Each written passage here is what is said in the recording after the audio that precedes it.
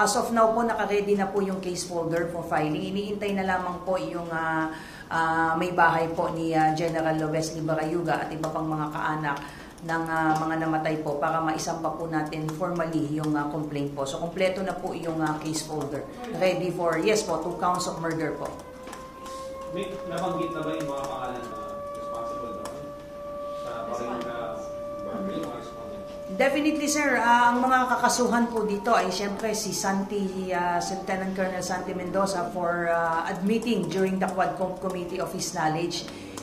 Bagamat nagsabi siya ng kanyang information, this will not exculpate him from this case po. And of course, yung Nelson Mariano na sinasabing kumontak dito sa sinasabing gunman. At of course, si Julina Garma at si Edilberto Leonardo. These are the names and including talks na sinasabing nagbigay ng 300,000 kay Nelson Mariano. These are the names I understand na kasama doon sa complaint na isasampa ng CIDG and of course other John Does and Jane Does po. Kailan ang isasampa nila? Actually sir, actually naka-ready na yung mga papeles. Iniintay lang po yung pag-appear po nitong pamilya po ni General Barayuga at yung isa pa pong namatay. Remember yung driver po.